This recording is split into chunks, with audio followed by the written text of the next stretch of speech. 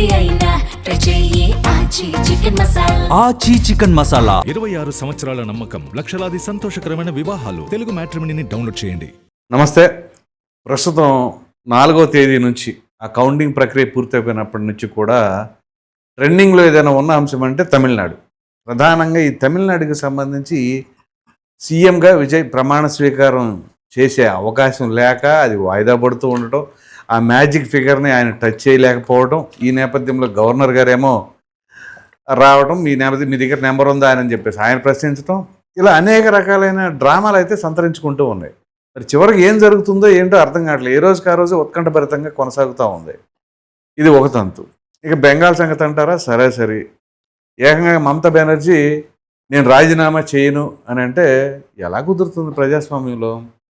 చివరికి గవర్నర్ గారే ఆ అసెంబ్లీని రద్దు చేసి ఈవిడిని బర్తరఫ్ చేసి కొత్త ప్రభుత్వానికి అవకాశం ఇచ్చారు. సో ఇలాంటి పరిస్థితుల్లో అసలు ఏంటి, ఏ విధంగా ఉండబోతుంది ఏంటి అనే అంశాన్ని మనతో చర్చించడానికి ఖమ్మ కార్పొరేషన్ డైరెక్టర్ అయినటువంటి అడిసిమల్ శ్రీనివాస్ గారు నమస్తే అండి. నమస్కారం అండి. సార్, ముందుగా ఈ తమిళనాడు రాజకీయాలు చూస్తుంటే మామూలుగానే తమిళనాడు రాజకీయం ఉండగానే దేశం అంతా కూడా ఎదురు చూస్తూ ఉంటుంది, ఒక ఆసక్తికరంగా ఉండే రాజకీయం. అటువంటిది ఇప్పుడు కౌంటింగ్ ప్రక్రియ పూర్తయిపోయి దాదాపు 4 రోజులు అనుకోండి, 4 రోజులు అయినా కానీ ఆ డ్రామాకి మాత్రం తెరదించట్లా. ఏంటంటారు? ఒక పక్కన గవర్నర్ గారి దగ్గరికి వెళ్ళడం విజయ్, మళ్ళీ అక్కడి నుంచి వెనక్కి తిరిగి రావడం, నెంబర్ లేదని చెప్పేసి ప్రమాణ స్వీకారం వాయిదా వేయటం, 7వ తేదీ జరగాల్సింది జరగట్లా. ఏమవుతుందంటారు? ఇప్పుడు తమిళనాడు రాజకీయాలు కొంచెం విచిత్రంగానే ఉంటాయండి. అంటే మిగతా రాష్ట్రాలతో పోల్చుకుంటే కొంచెం ప్రత్యేకత ఉంది. ఎస్, తమిళులు భాషాభిమానం కలిగిన వాళ్ళు. అవును. వాళ్ళలో వాళ్ళకి ఎన్ని విభేదాలు ఉన్నా రాష్ట్రం ముఖ్యం అందరికీ అనేసరికి అందరు కలిసి వచ్చేస్తారు. భాష విషయంలోనూ, రాష్ట్రం విషయంలోనూ, సంప్రదాయాల విషయంలోనూ అందరూ ఏకమవుతారు. అవును. క్యాస్ట్, ప్రాంతీయ తత్వం ఎక్కువ, రిలీజియన్ పక్కన పెట్టుకుని రిలీజియన్, క్యాస్ట్, క్రీడ్ అన్ని పక్కన. అయితే ఇప్పుడు మొన్న జరిగిన ఎన్నికల్లో స్టాలిన్ గారు డిఎంకే సిట్టింగు అధికార పక్షం, ఏఐడిఎంకే ప్రతిపక్షం అనుకున్నారు. మధ్యలో టీవీకే పార్టీ విజయ్ గారు దూసుకొచ్చాడు. దీన్ని ఒక రకంగా అంత హైప్ రావడానికి కారణం ఏంటంటే ఆయన ఎవడో విశ్లేషకులతో సహా అందరూ కూడా చాలా, ఈ సెపాలజిస్టులు కూడా పప్పులో గాలేశారు. ఆయన అంచనా వేయటంలో తడబడ్డారు బాగా. ఒకళ్ళు ఇద్దరు చెప్పారు తప్ప మిగతా వాళ్ళంతా కూడా ఆయన ఉనికినే గుర్తించలేదు. అవును. ప్రజలు గుర్తించారు, ఆయనకు ఒక స్థానాన్ని ఇచ్చారు. ఎస్. దానివల్ల ఏమవుద్దంటే మనం ఊహించినది జరిగినప్పుడు, అస్సలు లేదనుకున్న చోట ప్రాముఖ్యంగా ప్రధానంగా కనిపించినప్పుడు అది చాలా పెద్ద విజయంగా భావించాలి. అదే భావిస్తున్నారు జనం. ఇక్కడ డిఎంకే షాక్ తగిలింది, ఏఐడిఎంకే కూడా దాన్ని అనుకున్న దానికన్నా ఎక్కువ పర్ఫార్మెన్స్ చూపించిందని నేను అనుకుంటున్నాను. ఎందుకంటే అందులో ఒక చరిష్మా ఉన్న నాయకుడు కానీ ఎవరు లేరు, ప్రకాశం లేదు, కౌడ్ బుల్లర్ లేరు. కానీ వాళ్ళు ఆ మాత్రం పెర్ఫార్మెన్స్ చూపించారంటే అది క్యాడర్ బేస్డ్. ఆ కార్యకర్తలు అందరూ కూడా కరుడు కట్టిన వాళ్ళు. పార్టీ బలం అది. పార్టీ బలం అంటే అదే, నాయకులతో సంబంధం ఉండదు. పార్టీ భావజాలాన్ని నరనరాన జీర్ణించుకున్న కార్యకర్తలు. అలాగే డిఎంకేలు కూడా ఉంటారు. గెలుపు ఓటమి అది వేరే పక్కన పెట్టండి. అయితే ఇక్కడ సమస్య ఎక్కడొచ్చింది? విజయ్ గారిని ముఖ్యమంత్రిగా వెంటనే పిలిచేసి కూర్చోబెట్టేలేదనేటువంటి దగ్గర సమస్య వస్తుంది. విజయ్ చిన్న మిస్టేక్ చేసాడని నేను అనుకుంటున్నాను. ఏంటంటే ఎన్నికల ఫలితాలు వెలువడ్డాయి, నెంబర్లో కనిపించినాయి. ఈయనకి అబ్సల్యూట్ మెజారిటీ రాలేదు, కనీసం మ్యాజిక్ మార్క్ టచ్ చేయలేదు. 10 అడుగుల దూరంలో ఆగిపోయాడు. ఆగిపోయిన తర్వాత గవర్నర్ నిర్ణయం కోసం వేచి ఉండాలి. 6వ తారీఖున 7వ తారీఖున అసెంబ్లీ రద్దు అయిపోద్ది. 7వ తారీఖున రద్దు అయిపోయిన వెంటనే గవర్నర్ గారు కొత్త ప్రభుత్వాన్ని ఏర్పాటు చేయాలి. అవును. కొత్త ప్రభుత్వాన్ని ఏర్పాటు చేయాల్సి వచ్చినప్పుడు ఆయన బాధ్యత ఏంటి? పెద్ద మెజారిటీ ఉన్న పార్టీ, ఒక మెజారిటీ ఉన్న పార్టీని పిలవాలి. అవును. మెజారిటీ ఏ పార్టీకి లేనప్పుడు సింగిల్ లార్జెస్ట్ పార్టీని పిలుస్తారు. సంప్రదాయంగా నడుస్తుంది ఈ దేశంలో. అవును. అప్పటి వరకు వేచి ఉండాలి. అప్పుడు డెఫినెట్గా ఎన్నే పిలుస్తారు. అప్పుడు కూడా నెంబర్ చూపించమని అడిగితే అడగొచ్చు, కానీ అది ఊహాజనితం. కానీ ఇది జరుగుద్ది. వాళ్ళు పిలిచారు కాబట్టి నేను ప్రూవ్ చేసుకుంటాను అసెంబ్లీలో అని చెప్పొచ్చు ఈయన. ఒక Yes. ఛాన్స్ ఉంది. Yes. కానీ ఈయనే ముందు వెళ్ళిపోయాడు. ఆ. నీ నెంబర్ ఏదైనా అడిగాడు ఆయన. పైగా కాంగ్రెస్ని తీసుకున్నాడు. అక్కడ జరిగింది అనుకుంటా అక్కడ కాంగ్రెస్ని తీసుకున్నప్పుడు ఏమైందంటే ఇతనికి ఉపయోగం లేకపోగా కాంగ్రెస్ చాలా డామేజ్.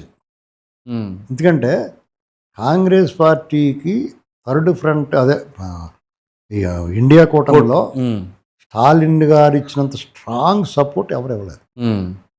మిగతా వాళ్ళందరూ ఎంతో కొంత రికార్డింగ్ డ్యాన్స్ చేశారు. ఈయన మాత్రం బేషరతుగా మద్దతు ఇచ్చాడు. రాహుల్ గాంధీని ప్రధానమంత్రి చేయాలనేటువంటి కంకణం కట్టుకున్నట్టు వ్యవహరించాడు ఓకే స్టాలిన్ గారు. వాళ్ళు ఎలా పరిపాలన చేశాడు, బాగుందా బాగోలేదా సెకండరీ, ప్రజలు తీర్పిచ్చారు, అది వేరే విషయం. కానీ పార్టీగా ఇచ్చిన మాట కట్టుబడి మద్దతుదారుగా ఉన్నాడు. ఆయన్ని ఆ పార్టీని వీళ్ళు వదిలి రావడాన్ని డిఎంకే వాళ్ళు జీర్ణించుకోలేకపోతున్నారు. కాంగ్రెస్ లో కూడా చాలా మంది జీర్ణించుకోలేకపోయాగా. ఇంకోటి ఏంటంటే విచిత్రంగా కమ్యూనిస్టులు, ముస్లిం లీగులు అందరూ కూడా ఆయనతోటే ఉంటారన్నారు. ఇక్కడ కమ్యూనిస్టులు మనం మెచ్చుకోవాల్సింది ఏంటంటే వాళ్ళ సిద్ధాంతపరంగా మనం వీళ్ళకి నైతికంగా ఇది మనం విడిచి వెళ్ళటం కరెక్ట్ కాదండి. ఎందుకంటే ఎవరి మీద అయితే పోరాడారో వాళ్ళు ఎవరి మీద టీబీకి మీదే గెలిచారు వాళ్ళు. అవును, లేదా వీళ్ళు ఓడిపోయినది కూడా టీబీకి మీదే. అటువంటిప్పుడు మనం ఎలా విడిచిపెట్టి వెళ్ళి అధికారం కోసం వెళ్ళినట్టు ఉంటుంది అనేటువంటి భావన రాకుండా ఉండడం కోసం వాళ్ళు విశ్వప్రయత్నం చేశారు. ఆ మాట కట్టుబడ్డారు, ప్రశంసలు లభిస్తున్నాయి వాళ్ళకి. కాంగ్రెస్ సర్వభ్రష్టం అయింది ఆ విషయంలో. యుద్ధం చెడింది కానీ ఫలితం దక్కలేదు. పోనీ వీళ్ళు సపోర్ట్ ఇచ్చినా కానీ రెండోసారి వెళ్ళినా కానీ ఏమన్నాడు గవర్నర్ గారు, నెంబర్ మీ దగ్గర కరెక్టేనయ్యా, నెంబరు మ్యాజిక్ ఫిగర్ తీసుకురా అన్నాడు. అక్కడ మరి గవర్నర్ తప్పుపడుతున్నారు చాలామంది. ఇక్కడ చాలా నాళ్ళ క్రితం ఇలాంటి సందర్భం వచ్చినప్పుడు లార్జెస్ట్ నెంబర్ ఉన్న వాళ్ళనే పిలిచారు. అవును, అప్పుడు మనం ఏమన్నామంటే నువ్వు ఎలా పిలుస్తావయ్యా అంటే సంఖ్య ఎక్కువ ఉంటే పిలిచేస్తావా, అది ఎలా కుదురుతుంది అని అడిగాం. మనమే ప్రశ్నించాం అనేక సార్లు. వాళ్ళు నిరూపించుకోమన్నారు, చాలాసార్లు నిరూపించుకోలేక ప్రభుత్వాలు ఎన్నికలు వచ్చేసినాయి. అటువంటిప్పుడు నువ్వు ఈ తతంగం అంతా ఎందుకు, హార్స్ ట్రేడింగ్ అటు ఇటు బేరాలు ఎందుకు, అయారాం గయారాంలకు ప్రోత్సహించినట్టు కదా. ఇప్పుడు కూడా అంతే కదా. ఇప్పుడు విజయ్ గారికి ఎన్నికలు ఫలితాలు వచ్చిన వెంటనే వచ్చిన సీట్లు తప్ప కొత్తగా ఎక్కడి నుంచి వస్తాయి? ఏదో ఒక పార్టీ బేషరతుగా మద్దతు ఇవ్వాలి, మద్దతు ఇస్తామని ప్రకటించాలి. ఇప్పుడు డిఎంకే కానీ ఏఐడిఎంకే కానీ అలా బహిరంగంగా మద్దతు ఇవ్వడానికి సిద్ధంగా లేనటువంటి స్పష్టంగా అర్థమవుతుంది. కారణం ఏంటి? డిఎంకే సపోర్ట్ ఇచ్చింది అనుకోండి, అధికార పక్షం అయిపోద్ది. ప్రధాన ప్రతిపక్షంగా ఎవరుంటారు? రాబోయే ఎలక్షన్లు ఏమవుద్ది? ప్రధాన పక్షం అవుద్ది కదా, ప్రత్యర్థిగా ఉంటాడు కదా. అదే ఏఐడిఎంకే మద్దతు ఇచ్చారనుకోండి, వాళ్ళు అధికార పక్షం అవుతారు. అధికారానికి ఆవురమంటూ ఉన్నారు కాబట్టి వాళ్ళు కొంచెం ఆశపడతానికి ఒక అర్థం ఉంటుంది, ఆశపడటానికి అవకాశం ఉంటుంది. అప్పుడు ప్రధాన ప్రతిపక్షం ఏమవుద్ది? డిఎంకే అవుతుంది. డైరెక్ట్ గా డిక్లరేషన్ ఇచ్చినట్టే నువ్వే ప్రత్యర్థి అని. అప్పుడు ఇప్పుడు ఒక స్థానాన్ని ఇద్దరు పంచుకోవాలి. అప్పుడు ఏఐడిఎంకే విజయ్ తర్వాత ఒకళ్ళు ఈక్వేషన్స్ ఎలా మారుతాయి చెప్పలేము. కాబట్టి వాళ్ళిద్దరూ డైరెక్ట్గా అంత భారీ ఎత్తున పార్టీగా సపోర్ట్ చేయడానికి సిద్ధంగా లేరు. కాంగ్రెస్ పార్టీ ఓడగొట్టిన మంచం కూడా కాబట్టి ఆ స్టేట్లో మన వత్తకుండా పోతా ఇంటికన్నట్టు వాళ్ళు వెళ్ళారు. దానికి భంగపాటు దేశం మొత్తమే ఎఫెక్ట్ చూపిస్తుంది. అది అసలు అలా కాదు సార్. వీళ్ళతో ఎవరున్నా కానీ ఈ రకమైన మోసం జరుగుద్ది అనేటువంటిది వాళ్ళ మీద విశ్వసనీయత కోల్పోతున్నారు. వాళ్ళు విజయం జరగొట్టేశారు కదా. ఇప్పుడు విజయ్ కూడా దెబ్బపడింది. విజయ్ వాళ్ళు న్యాయ కోదిలతో మాట్లాడి కోర్టులో ఆశ్రయించిన కోర్టులో ఏం చెప్తే నీ నెంబర్ ఏదని అడుగుతారు వాళ్ళు కూడా. ఎవరైనా అదే కదా. అప్పుడు ఏం చెప్తాడు? కాబట్టి దీన్ని వాళ్ళు ఇప్పుడన్నా సరే మద్దతు రిక్వెస్ట్ చేయాలి. రేపొద్దున్న అసెంబ్లీలో ఇప్పుడు మన గవర్నర్ గారు అవకాశం ఇచ్చినా కానీ ముఖ్యమంత్రిగా ప్రమాణ స్వీకారం చేస్తాడు. అప్పుడైనా నువ్వు ఎవరో ఒకరిని లాక్కోవాలి కదా. అంటే నువ్వు ఖచ్చితంగా నువ్వు చెప్పిన నీతి వాక్యాలు ఏమి ఇక్కడ చేయనట్టే కదా, వాళ్ళ దాంట్లో అనైతికంగానే లాక్కున్నట్టే కదా. ఎవరన్నా పార్టీ విడిచిపెట్టి వచ్చినా కానీ నువ్వు అధికారికంగా మద్దతు సేకరించుకోవాలి. అధికారికంగా మద్దతు ఇచ్చే అవకాశం కనపట్ల. అప్పుడు ఏమవుద్ది? ఆటోమేటిక్గా కొలాప్స్ అవుద్ది. దీని పరిష్కారం ఏమి ఉండదండి. ఇప్పుడు ఏదో రకంగా ఆర్ట్స్ ట్రేడింగ్ జరిగిపోద్ది, సెట్ చేసుకుంటారు, ఎవరో ఒకరు వచ్చి మద్దతు ఇస్తారు. అది జరగదు. నేను అనేది ఏంటంటే ఇంత రంకు చేస్తా మనం పతివ్రత కౌరు చెప్పకూడదు అంటున్నాను నేను చెప్పేది. అంటే ఇప్పుడు హార్స్ ట్రేడింగ్ జరగకుండా పని అవ్వదు. హార్స్ ట్రేడింగ్ జరిగింది అనుకోండి, ఇక విజయ్ కూడా అందరిలాంటి. అయితే విజయ్కి ఒక అడ్వాంటేజ్ ఏముంటుందంటే వీళ్ళు ఎవరో మద్దతు ఇవ్వకుండా అతను ప్రూవ్ చేసుకోలేక అతను ఫెయిల్ అయ్యాడు అనుకోండి, మళ్ళా ఎలక్షన్ గానీ వచ్చిందనుకోండి అతనికి మేలు జరుగుద్ది. ఖచ్చితంగా అవుతుంది, అది వేరే విషయం. అది ఇప్పుడు వాజ్పేయి గారికి మొదట ఒకసారి 13 రోజుల్లో ఆయన కుప్పకూలిపోయింది గవర్నమెంట్, తర్వాత 13 నెలల్లో కుప్పకూలిపోయింది. ఒక్క ఓటు కోసం ఆయన వదులుకున్నాడు. అవును, అప్పుడు ఆయన కూడా హార్స్ ట్రేడింగ్ చేసి లేకపోతే ఒక కంపెనీ కొనుక్కోలేడు ఆయన. అంతే కదా. కానీ ఆ పని చేసి ఉంటే వాజ్పేయి గారు ఎందుకు అవుతాడు? ఆయన నైతికత కోసం. అప్పుడు రాజకీయాలు 30 ఏళ్ల క్రితం వరకు రాజకీయాలు చాలా నైతికంగా ఉన్నాయండి. అప్పుడు కూడా పివి నరసింహరావు గారు అట్లు కొనేసుకున్నాడు తెలుగుదేశం నుంచి కట్టాను. కానీ అప్పుడు ఎంతో కొంత విలువలతో కూడిన రాజకీయాలు ఉన్నాయి. కరెక్ట్. ఇప్పుడు మనం విలువలను కోరుకోకూడదు. చాలా స్వచ్ఛమైన అవినీతి రహిత పార్టీలు ఇలాంటివి కోరుకోకూడదు. చాలా మంది ఏమంటున్నారు, విజయ్ ₹1 ఖర్చు పెట్టకుండా వచ్చాడు, రేపొద్దున ఆంధ్రాలోను తెలంగాణలోను జాగ్రత్త మీరు చూసుకోవాలి, జనజీవి అది ఏముండదండి. వచ్చు తమిళ రాజకీయానికి తెలుగు రాజకీయానికి చాలా వ్యత్యాసం ఉంది, చాలా స్పష్టమైన గీత ఉంది. అక్కడ జనజీవి వచ్చిందంటే అక్కడ విజయ్ గారు ఒక లాటరీ వేసాడు, 2 కొండల మధ్య ఇద్దరు దెబ్బలాడుకుంటే అందులో వర్కౌట్ అయింది. అది ఆత్మాను వర్కౌట్ అవుతుంది అనుకోకూడదు. మరి చిరంజీవి గారిని డబ్బులు ఖర్చు పెట్టాడా? అదే కదా. లేకపోతే పవన్ కళ్యాణ్ ఖర్చు పెట్టాడా? డబ్బైపోలేదా? కానీ ఆంధ్రప్రదేశ్ తెలుగు వాళ్ళ రాజకీయాల్లో డబ్బు అనేటువంటిది ప్రాధాన్యత వచ్చేసింది. ఇక్కడ తీసుకొచ్చింది ఎవరండి అసలు? ఖచ్చితంగా రాజశేఖర రెడ్డి గారు. నేను అంటే మన తెలుగు రాష్ట్రాలకి అసలు తీసుకొచ్చింది తమిళనాడుకి రాజకీయం కాదా? మనకు అసలు ఓటుకి డబ్బు అనే పదం తెలియనప్పుడు తమిళనాడులో మిక్సర్లో గ్రైండర్లో ఫ్యాన్లు అవన్నీ మనకన్నా ఉచితాలు మనకన్నా ముందే ఎలక్షన్స్ నేను అంటే ప్రలోభాలు, ఎన్నికలకి ప్రలోభాలు, టీవీలు ఇచ్చే కలర్ టీవీలు ఇచ్చేస్తా ఉన్నారు. మరి అవి తీసుకొచ్చి అది అన్నప్పుడు అక్కడ ఇప్పుడు ఉచితంగా ఓట్లు వేసేసారు, మనం జాగ్రత్తగా ఉండాలంటే అసలు మొదలైందే అక్కడ ఓట్లు అమ్ముకునే పద్ధతి. మనల్ని మనం తక్కువ చేసుకుని వాళ్ళు మన దేశం వాళ్ళు మన పక్కన వాళ్ళే అన్నట్లా. ఎందుకంటే కొంతమంది పనికిమాల బ్యాచ్ ఈ జగన్మోహన్ రెడ్డి తరపున ఉన్న వాళ్ళకి ఆడ ఎలాగా అతను పని జరగదని అర్థమైపోయింది వాళ్ళకి. వీళ్ళ పాడైపోవాలంటే అలాంటి అవడం కూడా ఎవడొస్తాడో చూపించమని ఎవడొస్తాడో. ఇక్కడ ఆంధ్రప్రదేశ్లో మీకు బాగా డబ్బు ఉన్నవాడికి ఇస్తే డబ్బు ఉన్నవాడికి ఇచ్చుకుంటున్నారు, సీట్లు అమ్ముకుంటున్నారు అంటున్నారు. అసలు లేనివాడికి ఇచ్చారనుకోండి డబ్బు లేని వాళ్ళకి, ఈ డబ్బు లేనివాడికి ఇచ్చారు ఇటు ఓడిపోతాడు అంటున్నారు. అవునా కదా. మీకు కొంతమందికి ఎవరన్నా సీటు అడిగడం డబ్బులు లేవు రా, కనీసం కాన్వాయ్ కూడా రావట్లేదు ఎవడన్నా, మరి డబ్బులు లేవు. మరి వెనకాలంతా రోజుకు ఒక 500-1000 రూపాయలు కావాలి కదా వాళ్ళకి. మళ్ళీ ముందు కావాలి, బిర్యానీలు కావాలి, అవన్నీ పెట్టుకోవాలి. మళ్ళీ డబ్బులు లేనివాడికి ఇవ్వమంటారు, డబ్బు ఉన్న వాళ్ళకి వద్దంటారు, వీళ్ళకి మాత్రం డబ్బులు కావాలి. కార్యకర్తల్లోనూ వాళ్ళలోనూ ఈ రకమైన అభిప్రాయాలు ఉన్నప్పుడు పార్టీలు ఏం చేస్తాయండి? మీరు నిజంగా కనుక డబ్బులు లేని వాళ్ళు అవినీతి రహితమైన పరిపాలన కావాలంటే ముందు మళ్ళీ మార్పు రావాలా. కరెక్ట్. నాకు అన్ని 4 ఉన్నాయి, నాకు రేషన్ కార్డు వద్దు, నా హాయిగా నేను రోజుకు 400 సంపాదించుకుంటాను, నాకు ఈ పథకాలు ఏం వద్దనేటువంటి ఒక రమ్మనండి వచ్చి చెప్పనండి. పథకాల సంగతి సరే సార్, ఏదైనా సరే ఓటుకు డబ్బులు తీసుకోకుండా ఓటేయమనండి. అంటే వాళ్ళని దొబ్బుతున్నారు మాకేంటి అనే లెక్కలో ఉన్నప్పుడు ఇక్కడ మనం అవన్నీ కోరుకోకూడదు. గొంగళ్ళలో తింటా వెంట్రుకలు ఏరుకోకూడదు. వాళ్ళ రాజకీయం వేరు. అక్కడ ఏదో జరిగిందని చెప్పి పవన్ కళ్యాణ్ గారు 21 కొట్టలేదు, 100% స్ట్రైక్ రేటు, ఆయన పోలుతారు వీళ్ళు. ఆడెవడో కండు వేసి పవన్ కళ్యాణ్ అలాంటి కాదు ఇలాంటి కాదు. అసలు విజయ్కి పవన్ కళ్యాణ్కి సంబంధం ఏంటి? వాళ్ళ సాంబార్ చెక్కడ సాంబార్ వేసుకుని కూరలు నంచుకుంటారు వాళ్ళు. మనం తింటామా?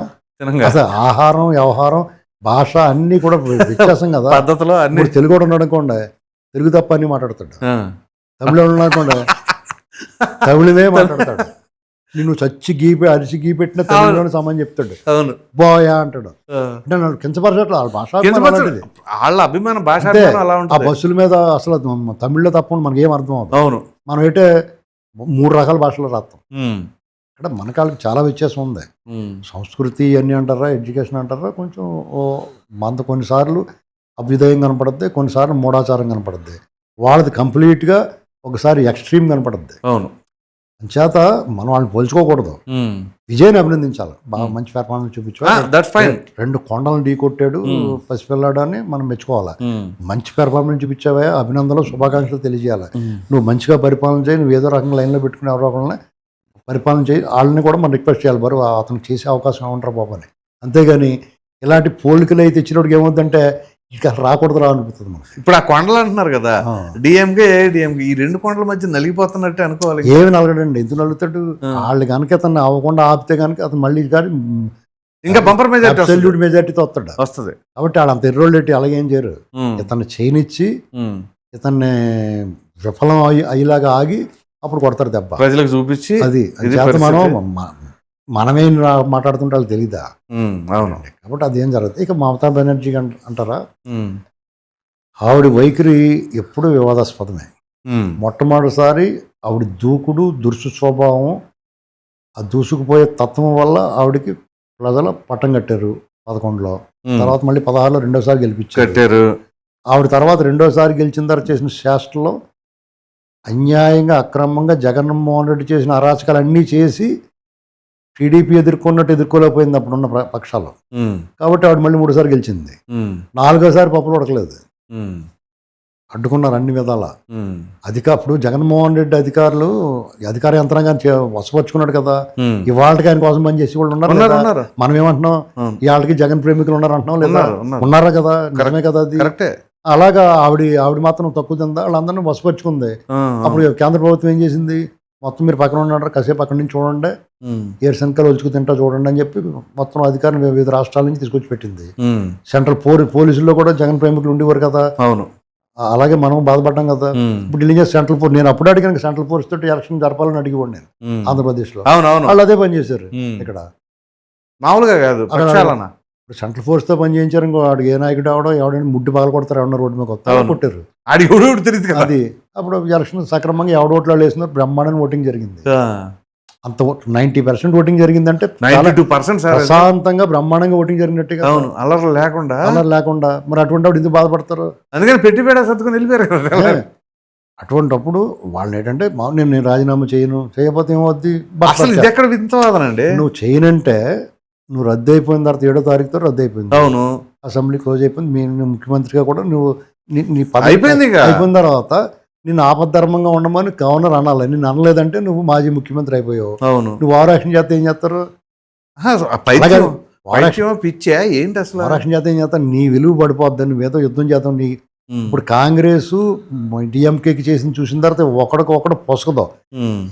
ఈ దేశంలో భవిష్యత్తులో, సమీప భవిష్యత్తులో అంటే నియరెస్ట్ ఫ్యూచర్ వచ్చి కమింగ్ 5 yearsలో ప్రతిపక్షాలు కలవటం అనేటువంటిది అసాధ్యం కాంగ్రెస్తో. ఎందుకంటే కాంగ్రెసే దారం వీళ్ళందరినీ గుచ్చాలంటే, ఈ దండనే. ఆ దారం సరిగ్గా లేదన్నప్పుడు అంతేలే, నీకు ఎవరు నమ్ముతారు? మీరు ఎలాగ ఐక్యం అవ్వగలుగుతారు? ఒక మంచి దారం ఉండేవాడు చంద్రబాబు గారని, మీరు అందరూ ఆయన అన్యాయంగా అక్రమంగా దుర్మార్గం దౌర్జన్యం చేద్దాం ఒకడంటే ఒకటి మాట్లాడాడు, ఆ రాష్ట్రం సర్వనాశనం అయిపోతుంటే మీకు ఎందుకు సపోర్ట్ చేయాలి? చంద్రబాబు గారు ఇంకొకళ్ళైనా మేమన్నా ఎవరన్నా ఒక్క మాట కూడా మీ తరఫున మాట్లాడడం.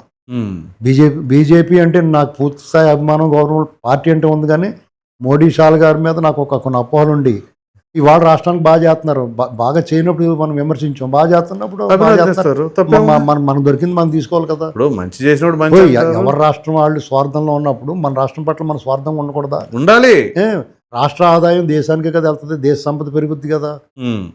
భిన్నత్వం ఏకత్వంలో మేము పర్ఫెక్ట్గా ఉంటాం, దేశం కోసం పనిచేస్తాం. కానీ నువ్వు అంత పచ్చి స్వార్థంగా ఉంటే నువ్వు ఎలా ఉంటే మేము అలా ఉంటాం. రైట్.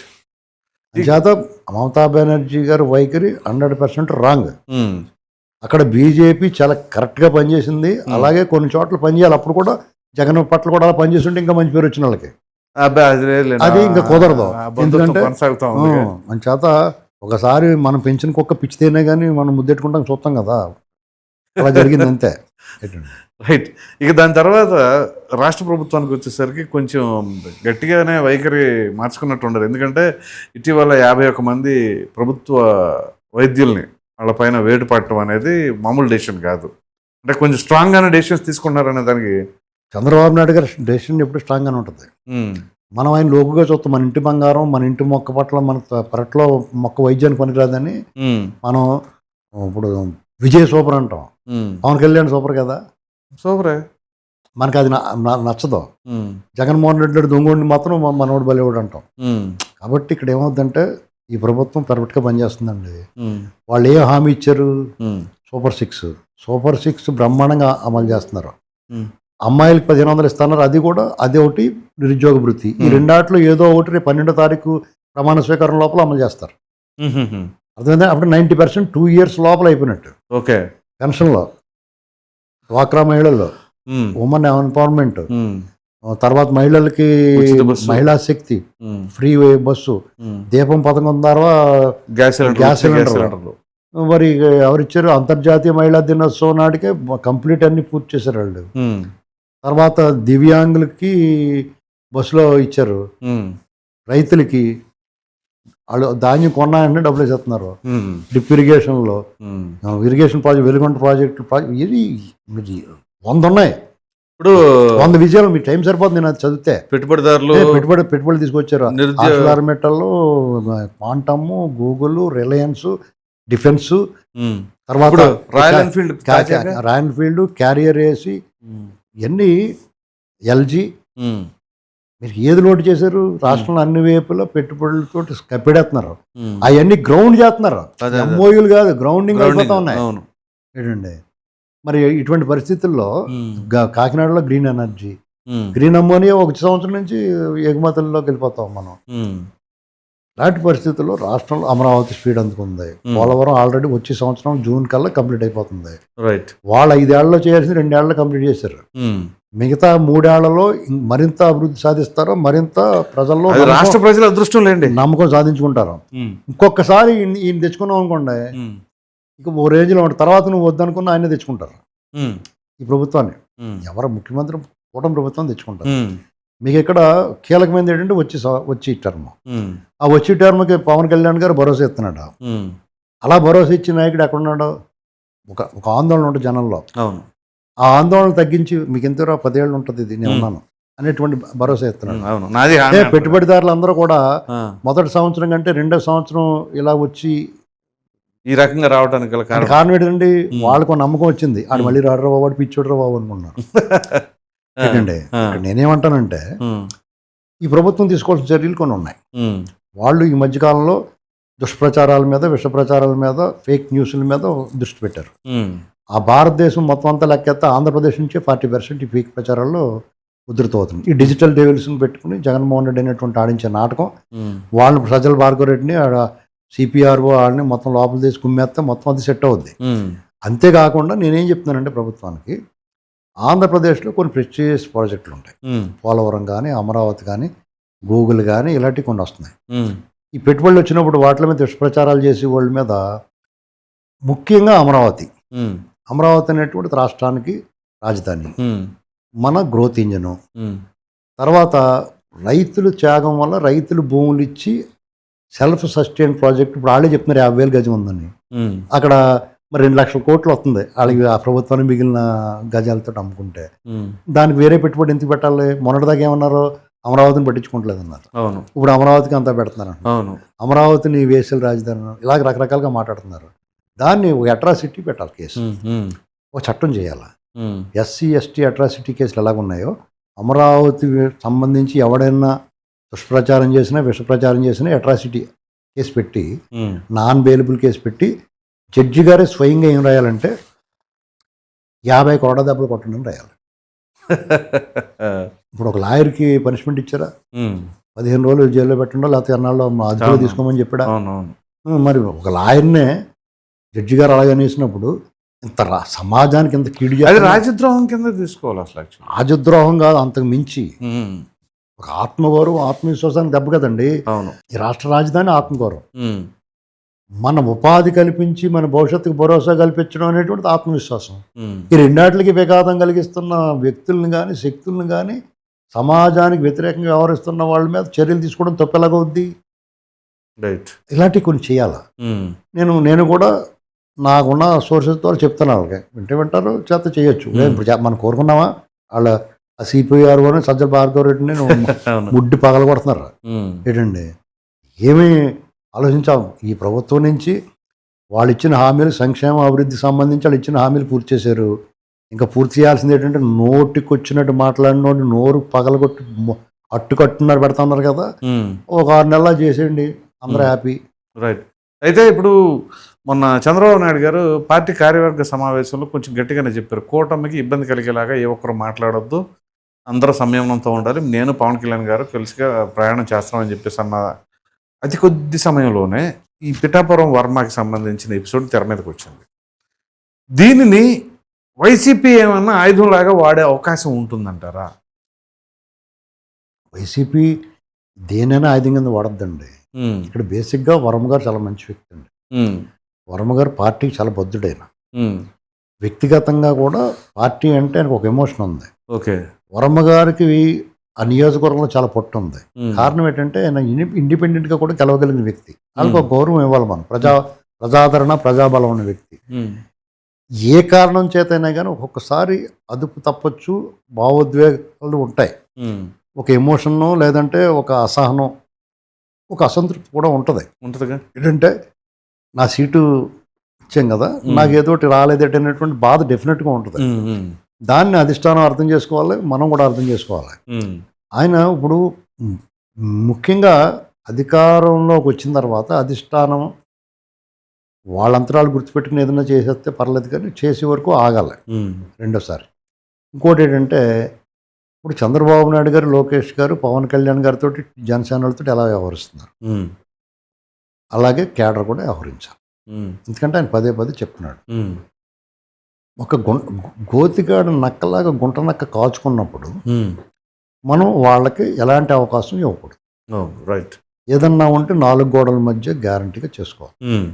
ఇది బహిరంగంగా చేసుకోకూడదు. దురదృష్టవశాత్తు వర్మగారి విషయంలో అది బయటకు వచ్చింది. దాన్ని వాళ్ళు అడ్వాంటేజ్ తీసుకుంటారు. అక్కడ ఎవరు మాట్లాడేస్తున్నారు? వైసీపీ నుంచి వచ్చిన దొరబాబు మాట్లాడేస్తున్నారు. ఇప్పుడు వైసీపీ నుంచి వచ్చి దొరబాబు అసలు కారకుడు అతనే, కానీ అతను పాయింట్అవుట్ అవ్వలేదు. పాయింట్అవుట్ ఎవరయ్యారు? సీటు త్యాగం చేసి పార్టీ కోసం కష్టపడి పవన్ కళ్యాణ్ గారిని భుజాల మీద పోసినట్టు పాయింట్అవుట్ అయ్యాడు. దాన్ని బట్టి మీరు ఏం అర్థం చేసుకోవాలి? మనం ఎప్పుడు ఎలా మాట్లాడాలో తెలుసుకోవాలి. అర్థమైందండి? కాబట్టి చంద్రబాబు నాయుడు గారే పవన్ కళ్యాణ్ గారిని, లోకేష్ గారు పవన్ కళ్యాణ్ గారిని మాకు కావాల్సిన వ్యక్తి, ఇతను మనకి మద్దతుగా నిలిచాడు, ఆ కృతజ్ఞత ఆళ్ళలో ఉంది. మనలో కూడా ఉండాలి కదా. నేను అదే చెప్తాను. అందుకని పవన్ కళ్యాణ్ గారి పట్ల నాకు కూడా కృతజ్ఞత ఉంది. ఈ రాష్ట్రంలో టీడీపీ ఒంటరిగా కలదు, డెఫినెట్గా గెలుస్తుంది. అయినా సరే ఆ గర్వాన్ని, అతిశయాన్ని మనం చూపించకూడదు. వినయం భూషణం, వినయం ఆభరణం. నువ్వు నీ అంతటి నువ్వు తగ్గించుకున్నంత మాత్రాన్ని నువ్వేం తగ్గిపోవు, అంతేగా, ఇంకా పెరుగుతావు తప్ప. అక్కడ మనకేమవుద్ది, మళ్ళీ మనం తగ్గించుకుని ఈయన వల్ల మనం సింపుల్గా చెప్తానండి, మీ వల్ల నేను బయట ప్రపంచానికి కనపడ్డానని నేను భావించడం వల్ల నా గౌరవం పెరుగుద్ది. అవును, అంతే తప్ప నేను చాలా సూపర్గా మాట్లాడతాను కాబట్టి మీరు చూపిస్తున్నారని అనుకున్నానంటే అప్పుడే పతనం ఉన్నది. అంతేగా. నేనేమనుకుంటాను, నిజంగా నేనేమనుకుంటానంటే, మీ మీడియా, డిజిటల్ మీడియా, మీ యూట్యూబ్లు కానీ, లేకపోతే ప్రధాన మీడియా, ఎలక్ట్రానిక్ మీడియా కానీ, లేకపోతే ఫేస్బుక్ లాంటి వాటి ఎన్నాటి వల్ల నేను రాసింది కానీ మాట్లాడింది కానీ పబ్లిక్ నా స్వరం కనపడింది, నాకు ముఖం కనపడింది. కాబట్టి నేను వీళ్ళ వల్ల నాకు అవకాశం వచ్చింది అనుకో. నాలాగా మాట్లాడేవాళ్ళు, రాసేవాళ్ళు లక్షలాది మంది ఉంటారు. అవును, కానీ నాకు అవకాశం వచ్చింది, ఇది నా అదృష్టం కూడా అనుకుంటాను తప్ప నా టాలెంట్ భలే టాలెంట్ అనుకోకూడదు. అర్థమైందండి? అలాగ అనుకుంటే పతనం ప్రారంభమవుతుంది. ఎవరైనా సరే చాలా మంది ఇప్పుడు జనసేన టీడీపీ వాళ్ళైనా చాలా మంది మాట్లాడుతూ ఉంటారు. నేను మాట్లాడిన కామెంట్లు వస్తూ ఉంటాయి. నేను పవన్ కళ్యాణ్ గారిని మంచోడు, చాలా బాగా హెల్ప్ చేయడం అన్నా కానీ కింద కామెంట్లు పెడతారు. పవన్ కళ్యాణ్ లేకపోతే చంద్రబాబు జైల్లో ఉండేవాడు, లేకపోతే ఎవరు టీడీపీ వాళ్ళు ఎవరు రాలేదు, వాళ్ళు దెబ్బలాడలేదు, ఇంట్లో పడుకున్నారని కొంతమంది మాట్లాడుతూ ఉంటారు. టీడీపీ వాళ్ళే యుద్ధం చేశారు, రక్త గాయాలన్నీ. టీడీపీ వాళ్ళు ఆస్తులు పోగొట్టుకున్నారు, ఇళ్ళు కూల్పించుకున్నారు. అయినా సరే నేనేం చెప్తాను, పవన్ కళ్యాణ్ రావటం అనేటువంటిది బలం, ఒక ఆత్మవిశ్వాసం.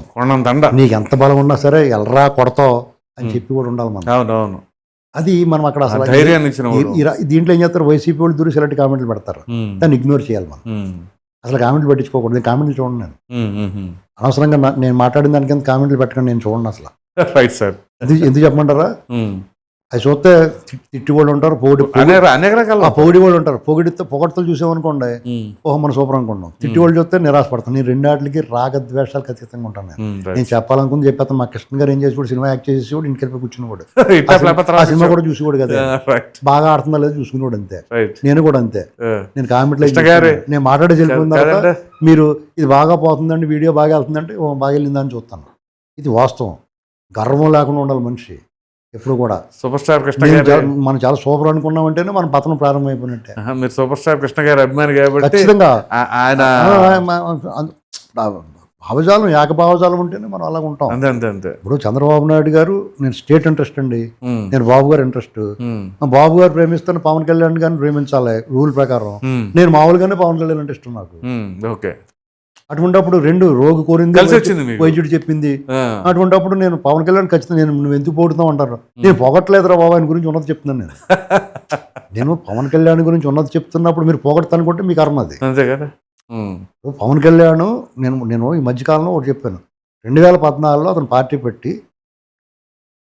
సీట్లు ఎంపీలు ఎమ్మెల్యేలు గెలుచుకుని మంత్రి పదవులు తీసుకునే అవకాశం ఉన్నప్పుడు వదులుకున్నవాడు గొప్పవాడా కాదా? ఖచ్చితంగా. ఈ కాంటెంపరీ పాలిటిక్స్లో ఎక్కడ సందు దూరితే అవకాశం. పార్టీలు 5-6 గోళ్ళ దూకేసి వచ్చి దూరేస్తున్న వాళ్ళు అతనికి అవకాశం వచ్చినప్పుడు వదులుకున్నవాడు గొప్పవాడా కాదా? ఫస్ట్ పాయింట్ ఎస్ సార్ నువ్వు చెప్పండి. ఖచ్చితంగా గొప్పవాడు. 2019లో ఆయన ఎందుకు విభేదించాడు? ఆయన కొన్ని నచ్చలేదు. అవును. కొంతమంది పక్క వాళ్ళు పక్కదారి బట్టి ఉండొచ్చు, ఇది కాదు కరెక్ట్ కాదని ఉండొచ్చు, అందులో దెబ్బైపోయాడు. నువ్వు పడిన వెంటనే ఎందుకు పడిపోయి దే రాయిని తన్నుకు పడిపోయినో చూసుకుని ఆ రాళ్ళ జోలికి, ఆ గోతుల జోలికి, ఆ ముళ్ళు జోలికి వెళ్లకుండా మంచి దారిలో నడవడం కరెక్టా కాదా? అది కరెక్టే మంచి కదా. దారిలో వెళ్ళాడు డిప్యూటీ సీఎం అయినా ఇవాళ ఆయన ఏమనుకుంటా అది అవుతుంది, ఆయన ఏం చేయాలనుకుంటున్నాడు అది చేయగలుగుతున్నాడు. అవును. ఆయన తీసుకున్న శాఖల్లో కూడా ఆయనకి దేశంలో నెంబర్ వన్ నిలబడుతున్నాడు. అశేషమైన తెలుగుదేశం కేడర్ అందరూ మెజారిటీ 90% కేడర్ పవన్ కళ్యాణ్ పట్ల గౌరవంగా, మర్యాదగా, అభిమానంగా, ప్రేమగా ఉన్నారు. రైట్. ఇది సాధించడం కదా, అసాధ్య సాధనే కదా అది. అవును. ఇంతకన్నా అచీవ్మెంట్ ఏమంటుంది లైఫ్లోనూ ఎవరికన్నా? కరెక్ట్. ఊరికే విజయ్తో పోల్చి ఒంటరిగా వచ్చాడు, సింహం సింగిల్గా వద్ద, సింహం సింగిల్గానే వద్దాయి, సింగిల్గా వచ్చి ప్రతి కుక్క సింహం కాదు, అది గుర్తుపెట్టుకోవాలా. Right sir, thank you.